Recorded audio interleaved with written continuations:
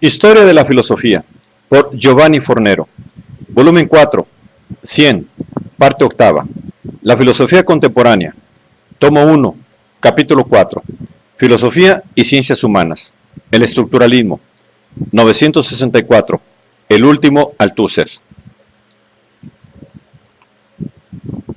Además de definir de nuevo los conceptos de filosofía y de práctica teórica en relación con la política y la ciencia, términos de los que los críticos han lamentado a veces la ambigüedad semántica y doctrinal, denunciando los problemas no resueltos que surgen del uso althusseriano de los mismos, en la segunda fase de su obra, nuestro autor ha ido profundizando o desarrollando algunas líneas maestras de su pensamiento, como por ejemplo la relación con Spinoza, el interés por la ideología y los aparatos ideológicos del Estado, la crítica al estalinismo y las perspectivas del marxismo en un momento de crisis de la izquierda.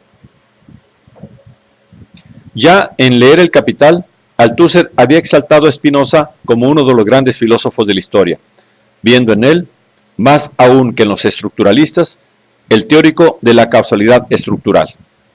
Este proceso de minimización del estructuralismo a favor del espinosismo llega a su cumbre en Elementos de autocrítica, donde el filósofo holandés es celebrado como aquel que lo habría vacunado contra el idealismo latente de la ideología estructuralista.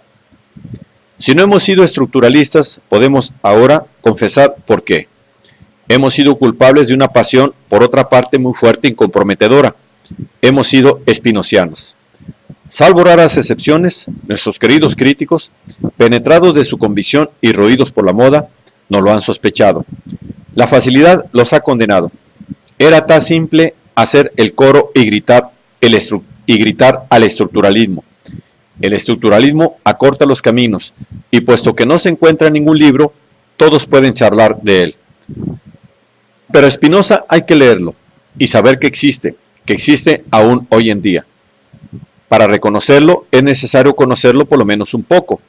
Obviamente, el Spinoza al que se refiere Althusser es un Spinoza materialista, o sea, un Spinoza interesado, interpretado y pensado marxísticamente. La teoría original que Althusser ha asumido es la de presentar al verdadero Marx con Spinoza y al verdadero Spinoza con Marx. Tanto es así que Althusser declara haber dado una vuelta o un giro de tour a través de Spinoza, sea para ver un poco más claro en la filosofía de Marx, sea para ver un poco más claro en el giro de Marx a través de Hegel. En ambos casos, Althusser habría pasado a través de Spinoza a la búsqueda de argumentos para el materialismo, uno de los principales aspectos materialísticos de Spinoza, sobre el cual insiste Althusser, es la crítica de las nociones de sujeto y de fin. En efecto, a su juicio, el filósofo de la ética, permitiéndonos entender que la pareja sujeto-fin constituye la mistificación de la dialéctica hegeliana, serviría de ayuda para pensar de un modo filosófico adecuado la idea marxista de un proceso sin sujeto o de un teatro sin autor. Una idea que Marx derivaría de Hegel, después de haberla despojado de todo valor teleológico y haberla reducido espinosísticamente a simple estructura impersonal y afinalística. Quitad, si es posible, la teleología. Queda esta categoría filosófica que Marx ha heredado, la categoría del proceso sin sujeto. Otro aspecto materialístico de Spinoza, sobre el cual insiste Althusser, es la crítica a la ideología. En el apéndice al libro 1 de la Ética y en el Tractatus Theologico-Politicus encontramos en efecto aquello que sin duda es la primera teoría de la ideología, que ha sido pensada con sus caracteres. 1. Su realidad imaginaria. 2. La inversión interna. 3. Su centro, la ilusión del sujeto. Teoría abstracta de la ideología, se dirá. De acuerdo, pero encontrad algo mejor antes de Marx. Otro aspecto de Spinoza subrayado por nuestro autor es la teoría del verum index, sui et falsi, que él interpreta como una doctrina inmanentística del saber, la cual individua en el interior de la práctica cognitiva y no en el interior de ella. El criterio de la verdad para una profundización sobre las relaciones entre Spinoza y la teoría althusseriana del conocimiento. En consecuencia, podremos decir que Spinoza ha sido para Althusser una fuente ininterrumpida de estímulos materialísticos y un instrumento para denunciar los persistentes embrollos idealísticos y dialécticos presentes en el marxismo actual. Al mismo tiempo, el filósofo de Ámsterdam le ha servido para defender algunos aspectos típicos del estructuralismo, por ejemplo, la causalidad estructural, la crítica a la noción de sujeto, el antiteleologismo, etc., sin sentirse al mismo tiempo demasiado en deuda para con esta corriente de pensamiento. Otro filón temático del último Althusser es el de la ideología y de sus concretizaciones en los aparatos de Estado. El tema de la ideología está ya presente en Para Marx, donde Althusser delinea una teoría general de la ideología, entendida como sistema de representaciones sociales, imágenes, ideas, mitos, etc., que se diferencian de la ciencia por el hecho de que en ellas la función práctico-política tiene preeminencia sobre la función teórica cognoscitiva. Más exactamente, la ideología corresponde a una relación vivida con el mundo en el cual los hombres expresan no sus relaciones con sus condiciones de existencia, sino el modo en el que viven sus relaciones con sus condiciones de existencia. Modo que es predominantemente de tipo fantástico. La ideología es entonces la expresión de la relación de los hombres con su mundo, o sea, la unidad superdeterminada de su relación real y de su relación imaginaria con sus condiciones reales de existencia.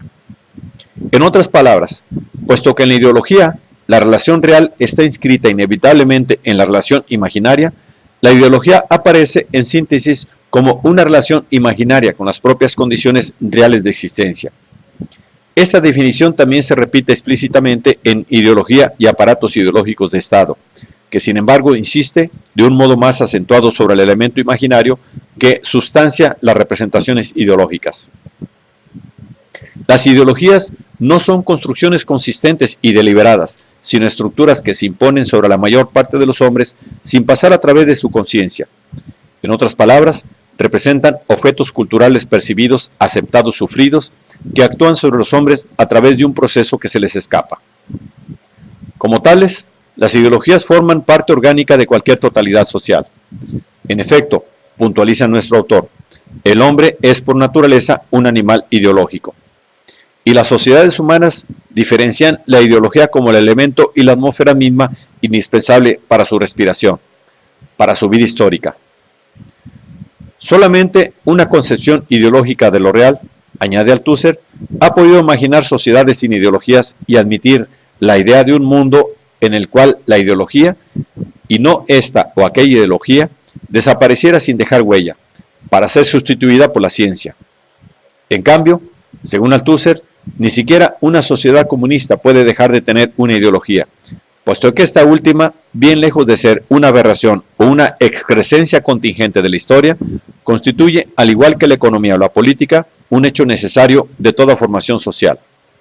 En efecto, con una tesis que según algunos estudiosos se aleja de un modo considerable de Marx y Engels y de su convicción de la suprimibilidad de las ideologías o de lo suprimible de las ideologías, Althusser declara, sin términos medios, que no es pensable que el comunismo, nuevo modo de producción que implica determinadas fuerzas y determinadas relaciones de producción, pueda dejar de tener una organización social de la producción y de sus correspondientes formas ideológicas.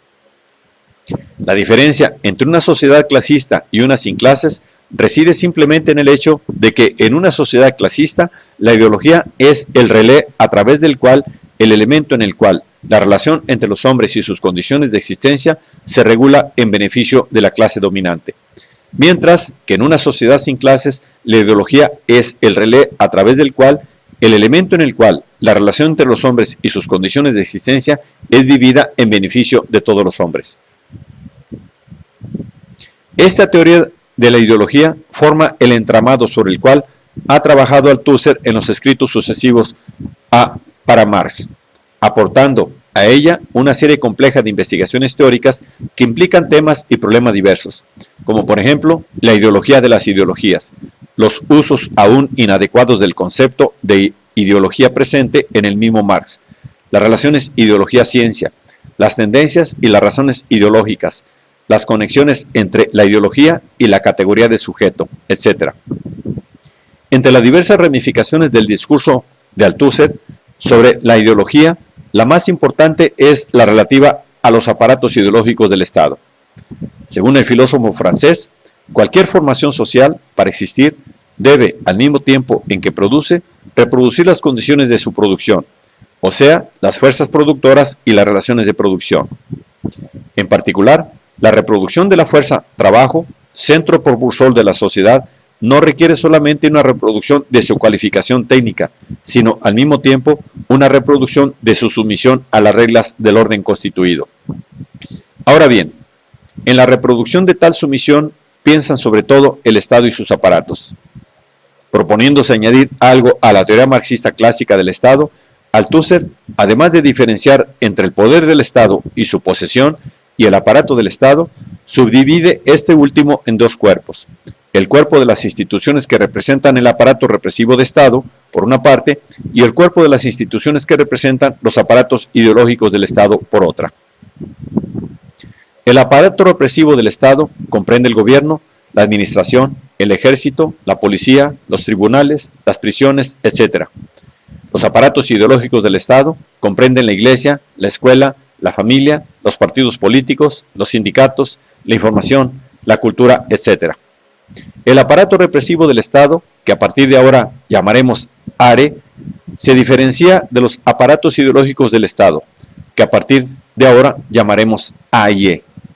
No solo por el hecho de que si existe un ARE, existen múltiples AIE, y por el hecho de que si el ARE es parte integrante de la esfera pública, la mayor parte de los AIE forman parte de la esfera privada, sino sobre todo por su distinta relación con la represión y la ideología.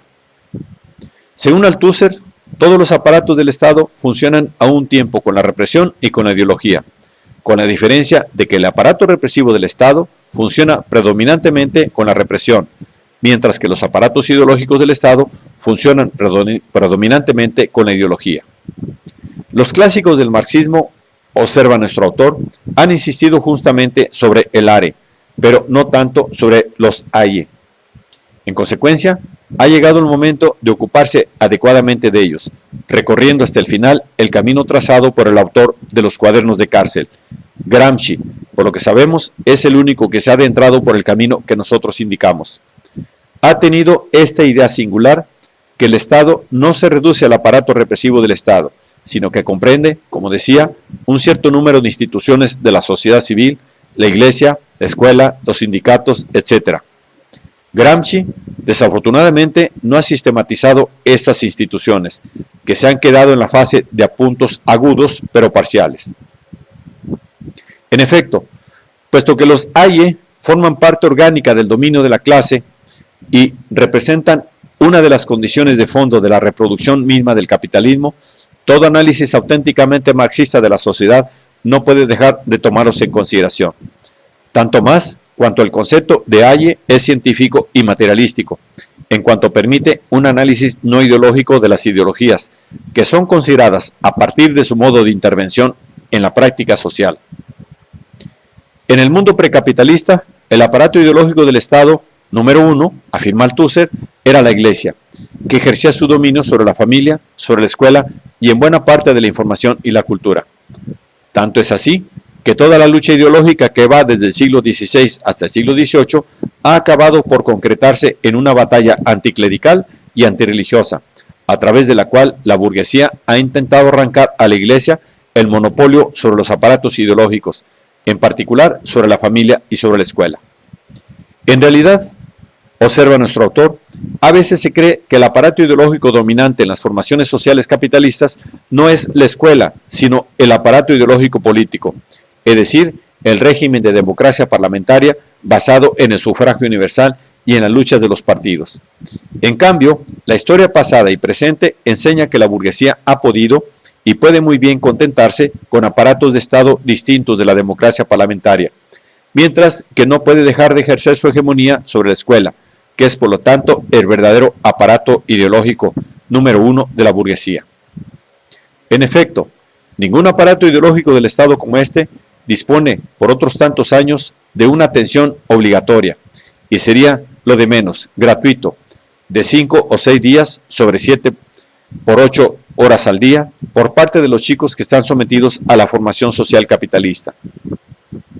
En consecuencia, si bien la escuela se presenta a sí misma como ambiente neutro, sin ideología, en realidad los profesores son unos puros y simples transmisores de la ideología dominante.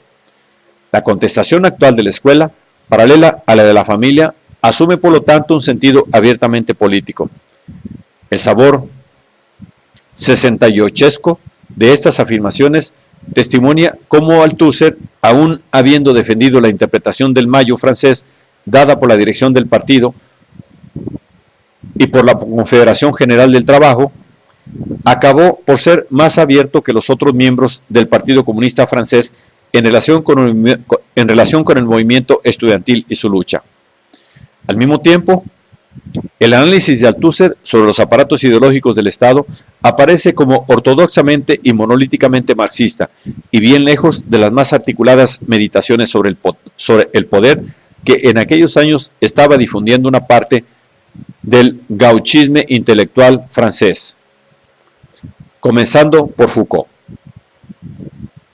Otro núcleo temático del último Althusser, que se conecta estrechamente a su antihumanismo teórico, es el debate sobre el estalinismo, para el cual Althusser está persuadido que si bien la política comunista mundial ha estado dominada durante años por líneas y por prácticas estalinianas, falta todavía una interpretación marxista de la era de Stalin, capaz de sepultar definitivamente las pseudoexplicaciones anteriores, empezando por la difundida por el 20 Congreso del PC de la URSS, a través de la tesis del culto de la personalidad.